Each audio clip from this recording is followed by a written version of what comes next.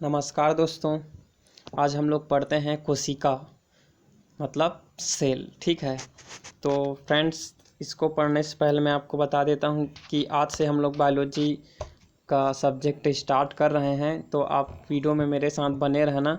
जबकि आरआरबी के लिए है ना, जितना भी आरआरबी का एग्ज़ाम होता है, एसएससी का होता है, बैंकिंग का होता है, सभी के लिए जो ऑप्शन वाला एग्ज़ाम है उसके लिए इम्पॉर्टेंट है। ठीक है, तो स्टार्ट करते हैं फ्रेंड्स। सेल जैसा कि आप लोग यहाँ देख रहे हैं, सेल लिखा है। सेल मतलब होता है कोशिका। ठीक है, तो कोशिका क्या है उसको हम लोग पॉइंट्स के जरिए हम लोग समझने का प्रयास करते हैं। ठीक है, तो सबसे पहला जो हमारा पॉइंट है वो है साइटोलॉजी। साइटोलॉजी का मतलब हिंदी में होता है कोशिका विज्ञान। तो कोशिका या सेल के बारे में जो भी पढ़ते हैं, जिस भी हम लोग सब्जेक्ट में है ना, उसको बोलते हैं साइटोलॉजी। ठीक है, कोशिका विज्ञान। और साइटो का मतलब यहाँ होता है फ्रेंड्स, साइटो का मतलब होता है सेल। ठीक है, इंग्लिश में इसको सेल बोल देते हैं, कोशिका। ठीक है, लेकिन जो साइंस का जो टर्मिनोलॉजी है विज्ञान का, उसके अनुसार साइटो मतलब कोशिका होता है। ठीक है, तो यहाँ हर बार साइटो यूज होगा जो कोशिका को इंगित करेगा। ठीक है, तो नेक्स्ट हमारा पॉइंट है, इसको और क्या बोलते हैं देखते हैं। सेल बायोलॉजी और सेलुलर बायोलॉजी के नाम से भी इसको जानते हैं। ठीक है, नेक्स्ट पॉइंट है स्टडी। अब इसमें क्या करते हैं कोशिका विज्ञान में, study of structure and functions of cells. तो जितना भी कोशिका होता है वो किसी से बना होता है ना, किसी न किसी चीज़ से बना होता होगा, और उसका कार्य क्या है और कहाँ पाया जाता है, ये सभी का जो जानकारी है उसको हम लोग पढ़ते हैं कहाँ, साइटोलॉजी में, कोशिका विज्ञान में। ठीक है, और हमारा अगला टॉपिक है सेल। यही चीज़ है यहाँ लिखा हूँ। सेल क्या होता है, structural and functional unit of all living organisms. तो जितना भी पृथ्वी पर या कहीं भी हो, अब अभी दूसरे प्लानट के बारे में नहीं चलते हैं, कोई कंफर्म नहीं है, तो पृथ्वी में जितना भी लिविंग ऑर्गेनिज्म पाया जाता है, जीवित है ना, जीव पाए जाते हैं, वो सभी का है ना, वो सभी कोशिका से बने होते हैं। ठीक है, छोटे छोटे कोशिका से बने होते हैं, और उनका जो इकाई होता है, जैसे किसी भी चीज़ को नापने के लिए इकाई यूज करते हैं, जैसे लंबाई को नापने के लिए मीटर यूज करते हैं, वज़न को नापने के लिए ग्राम यूज करते हैं, तो करंट को नापने के लिए एम्पियर यूज करते हैं। तो वैसे ये लिविंग ऑर्गेनिज्म का छोटा से छोटा इकाई है जिसको सेल से प्रेजेंट करते हैं। ठीक है, मतलब इससे छोटा और कुछ हो नहीं सकता। अभी इसको छोटा क्यों मानते हैं एक बार बता देता हूँ। जैसे कोई ये जानवर है, सपोज़ ये चूहा है। ठीक है, चूहा जैसा बना नहीं है, तो चूहा क्या कर सकता है, सांस लेता है ना, सांस लेता है, पाचन क्रिया करता है, उसके बाद वो टॉयलेट भी करता है, रिप्रोडक्शन करता है, मतलब बच्चा को जन्म देता है। तो ये जितना भी काम है वो एक इंडिविजुअल जो सेल होता है ना, जो कोशिका होता है, वो भी करता है। ठीक है, इसलिए इससे छोटा किसी को मानते नहीं है। छोटा कहने का मतलब है कि छोटा से छोटा वह पदार्थ है जो जो उस जीव का सारा काम वो खुद कर सकता है। ठीक है, इससे भी छोटा होता है, सेल से भी छोटा होता है, अंदर में इसके पार्ट होते हैं। ठीक है, लेकिन वो लोग अपना इंडिविजुअल काम खुद नहीं कर सकते हैं ना। जैसे माइटोकॉन्ड्रिया होता है, कोशिका के अंदर पाया जाता है, तो वो श्वसन तो करता है लेकिन पाचन नहीं करता या कुछ और नहीं करता। ठीक है, तो हरित लवक हरा रंग का बना रहता है, वो प्रकाश संश्लेषण करता है लेकिन कुछ और काम नहीं करता। ठीक है, लेकिन जो सेल होता है, एक सेल होता है कोशिका, वो शरीर, हमारे जो शरीर जैसे हम लोग इंसान भी सेल से बने हैं, तो हमारा जो जितना भी काम है वो सेल के द्वारा हो जाता है। ठीक है, इसलिए इसको यूनिट बोलते हैं, इकाई बोलते हैं। तो इसको कौन सा यूनिट बोलते हैं, संरचनात्मक एवं कार्यात्मक। ठीक है, ये स्ट्रक्चरल और फंक्शनल का हिंदी रूप है। ठीक है, तो संरचनात्मक मतलब सारे जीव कोशिका से बने हैं, उनका जो संरचना है वो कोशिका से, छोटे छोटे कोशिका से, सेल से हुआ है। और कार्यात्मक का मतलब होता है कुछ ना कुछ उनका कार्य होगा सेल का, है ना। तो इसको हम लोग आगे पढ़ेंगे क्या कार्य हैं, कैसे हैं। ठीक है, नेक्स्ट स्लाइड पे चलते हैं।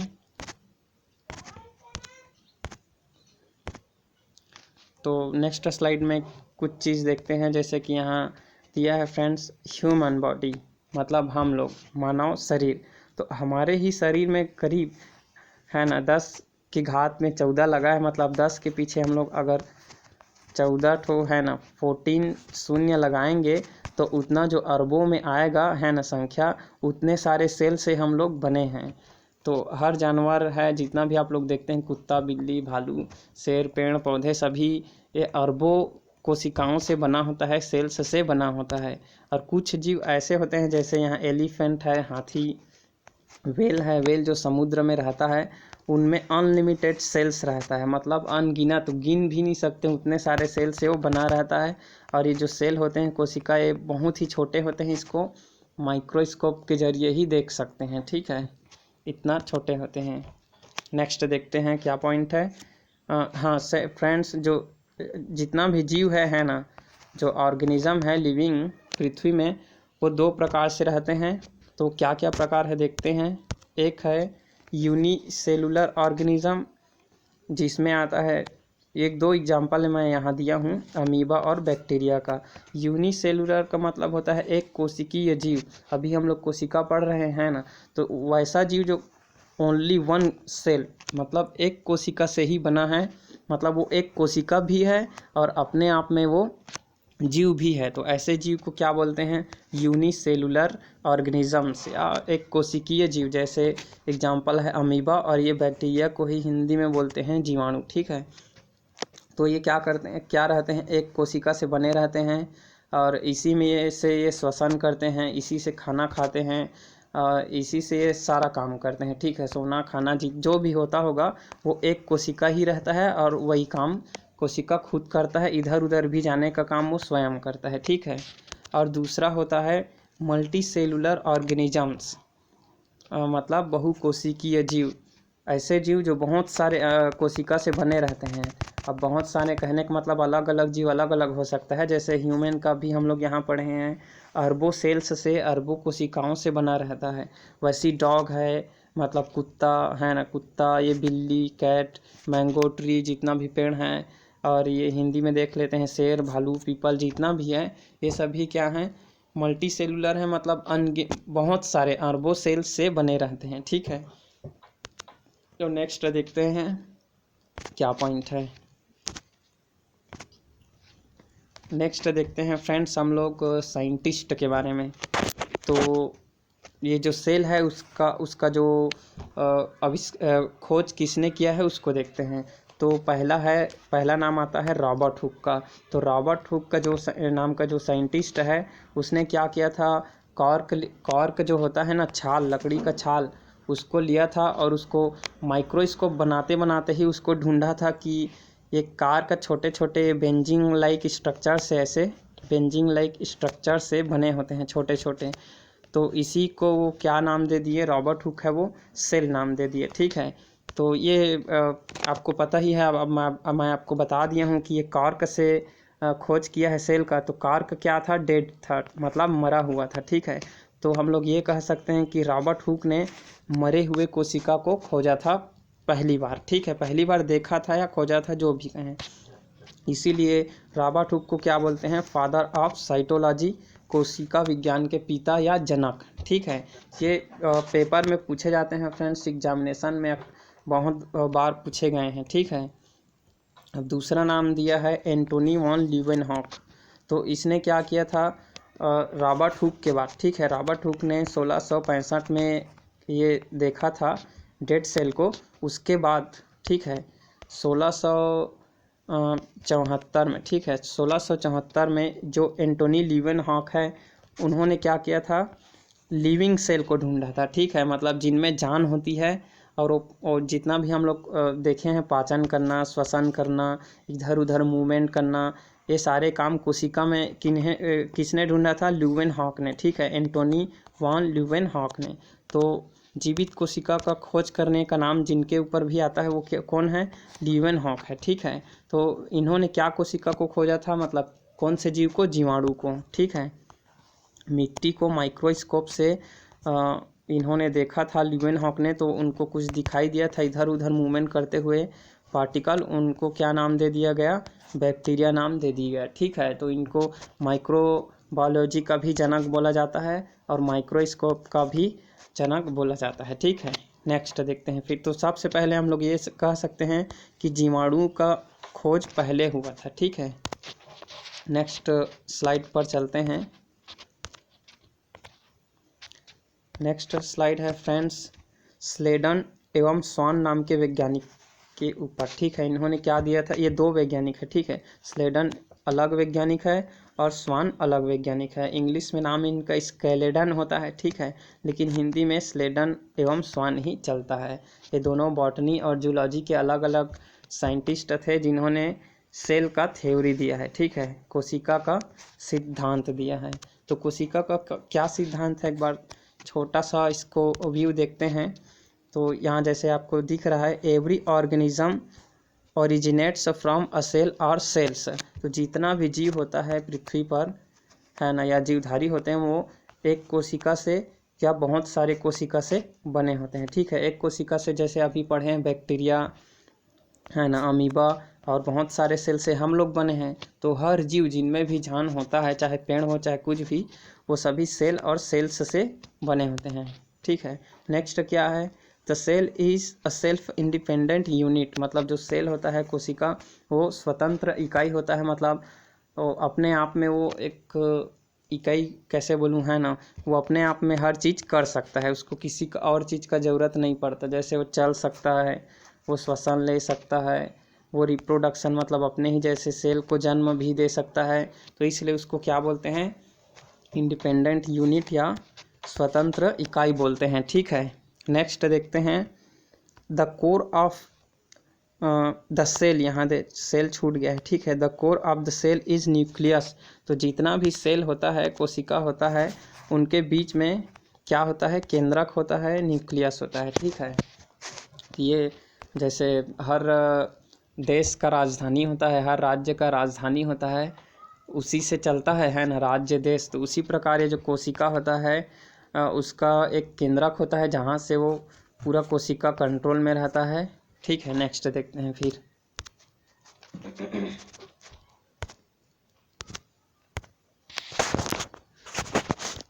नेक्स्ट पॉइंट है फ्रेंड्स, की पॉइंट्स कुछ देख लेते हैं। जैसे इन द वर्ल्ड, पूरे दुनिया में कौन सबसे छोटा है, कौन से कोशिका और कौन सबसे बड़ा है, उसको देखते हैं। द स्मॉलेस्ट सेल, मतलब सबसे छोटा कोशिका या छोटी कोशिका या सेल। तो सबसे छोटी कोशिका किसको बोला जाता है, माइकोप्लाज्मा को। तो माइकोप्लाज्मा क्या है, एक प्रकार का बैक्टीरिया है, जीवाणु है। ठीक है, तो बैक्टीरिया भी कई प्रकार के होते हैं, जिनमें माइकोप्लाज्मा प्रकार का जो होता है वो सबसे छोटा होता है। ठीक है, तो माइकोप्लाज्मा को ही एक और नाम दिया गया है PPLO। ठीक है, तो PPLO का फुल फॉर्म क्या होता है, प्लूरॉन लिख दिया हूँ, ये प्लूरो है। ठीक है, pleuro pneumonia like organism. Pleuro का मतलब क्या होता है फ्रेंड, जैसे सभी बैक्टीरिया कुछ न कुछ आकार के होते हैं। जैसे गोल होता है, तो कोई बेसिलस छड़ाकार होता है, तो कोई और कुछ आकार का होता है। ठीक है, तो ये जो माइकोप्लाज्मा बैक्टीरिया है वो प्लूरो प्रकार का होता है। मतलब उनका शेप निश्चित नहीं रहता है। ठीक है, हर एक सेकंड में वो हजारों आकार को दर्शाता है। ठीक है, कभी गोल हो जाता है, कभी तुरंत वो छड़ाकार बन जाता है, फिर तुरंत वो कुछ और आकार में बन गया, कुछ स्पाइरल में बन गया, है ना। तो इनका आकार निश्चित नहीं होता है, बदलते रहता है। एक सेकंड में हजारों बार, नहीं तो 100 बार बोल सकते हैं, 100 बार ये अपना जो आकार है उसको बदलते रहता है। ठीक है, अब इसको निमोनिया लाइक बोलने का मतलब ये है, निमोनिया मतलब होता है हवा। ठीक है, हवा से संबंधित जितना भी होता है उसके लिए न्यूमो शब्द का प्रयोग करते हैं।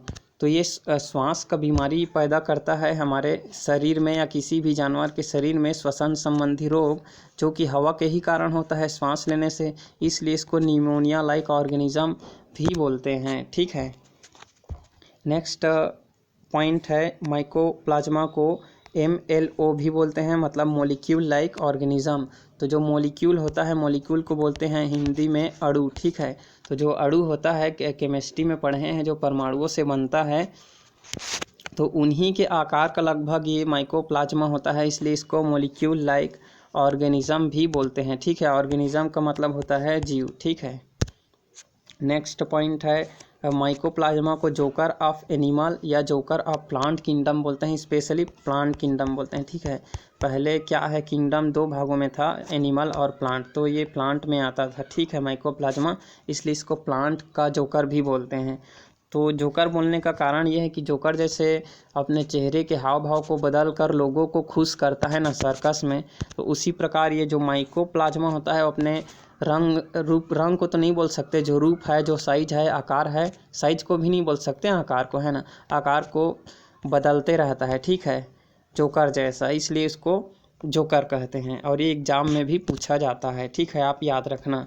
अब जो माइकोप्लाज्मा होता है उसमें कोई सेल वाल नहीं होता फ्रेंड्स, जैसे कि ये कोशिका है और ये माइकोप्लाज्मा है। ठीक है, तो इसके बाहर में कोई हार्ड सेल वाल मतलब सेल का दीवार नहीं होता है, ओनली एक प्लाज्मा मेम्ब्रेन होता है जिसके अंदर कुछ प्रोटीन भरे रहते हैं और एक अविकसित केंद्रक बस होता है, एकदम सिंपल स्ट्रक्चर होता है इनका। ठीक है, इसलिए इसको प्रोकैरियोटिक सेल वाले क्लास में रखे हैं। प्रोकैरियोटिक यूकैरियोटिक सेल होता है, उसको हम लोग आगे पढ़ेंगे क्या है, लेकिन आपको ये समझना है कि जिस कोशिका को हम लोग नग्न आँखों से नहीं देख सकते, मतलब जिस जीव को ना, कोशिका को नहीं, जीव को, जिसको देखने के लिए माइक्रोस्कोप का ज़रूरत पड़ता है, जैसे बैक्टीरिया है ना, यही माइकोप्लाज्मा, तो ये सब किस में आते हैं, जनरली प्रोकैरियोटिक में आते हैं और ये ज़्यादा विकसित नहीं होते हैं। ठीक है, कम डेवलप प्रकार के सेल या कोशिका होते हैं। तो ये जो माइकोप्लाज्मा है इसको कौन से किंगडम में रखा गया है, मोनेरा नाम के जो किंगडम है उसमें रखा गया है, इसको हम लोग आगे पढ़ेंगे। ठीक है, नेक्स्ट स्लाइड देखते हैं। तो फ्रेंड्स हमारा अगला है, जैसे हम लोग सबसे छोटा पढ़े हैं स्मॉलेस्ट माइकोप्लाज्मा, उसी प्रकार दुनिया में पूरे वर्ल्ड में जो सबसे बड़ा सेल होता है, कोशिका होता है, वो ऑस्ट्रिच का एग होता है। ऑस्ट्रिच को हिंदी में बोलते हैं शुतुरमुर्ग। ठीक है, तो शुतुरमुर्ग को जो अंडा होता है वो उसको सबसे बड़ा कोशिका माना गया है। ठीक है, अब ये अंडा का भी एक लॉजिक है कि अंडा ना बोल के ये जो एक्चुअली में होता है अंडाणु होता है। ठीक है, तो जितना भी फीमेल होता है, मादा जीव है ना, उनमें अंडाणु बनता है। ठीक है, तो अंडाणु ही आगे चलकर बड़ा होकर क्या बन जाता है, अंडा बन जाता है। तो इसीलिए शॉर्टकट में शुतुरमुर्ग का अंडा बोल दिए जाते हैं। ठीक है, तो अंडा का साइज होता है शुतुरमुर्ग का, वो करीब 10 से 17 सेंटीमीटर का होता है ना, तो 10 से 17 सेंटीमीटर का जो शुतुरमुर्ग का अंडा होता है वो अपने आप में कोशिका है जो सबसे बड़ा है और सबसे भारी भी है। ठीक है, ये दोनों एग्जाम में पूछे जाते हैं। नेक्स्ट देखते हैं।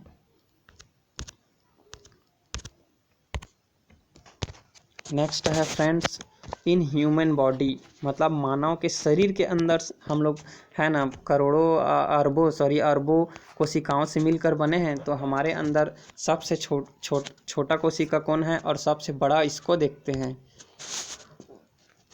तो फ्रेंड्स सबसे जो स्मॉलेस्ट सेल है, सबसे छोटी कोशिका है, वो शुक्राणु को माना जाता है। ठीक है, मेल जो हम पुरुष होते हैं ना, जो पुरुष लड़के लोग, उनमें जो स्पर्म निकलता है, शुक्राणु निकलता है, उसको सबसे छोटी कोशिका बोला गया है। ठीक है, लेकिन कहीं कहीं एग्जाम में आता है, ऑप्शन दिया नहीं रहता है शुक्राणु का, वहाँ क्या दिया रहता है, आरबीसी सेल का। आरबीसी मतलब जो ब्लड में पाया जाता है, लाल रक्त कणिका, उसको बोला जाता है आरबीसी। ठीक है, तो सबसे छोटा आरबीसी भी होता है।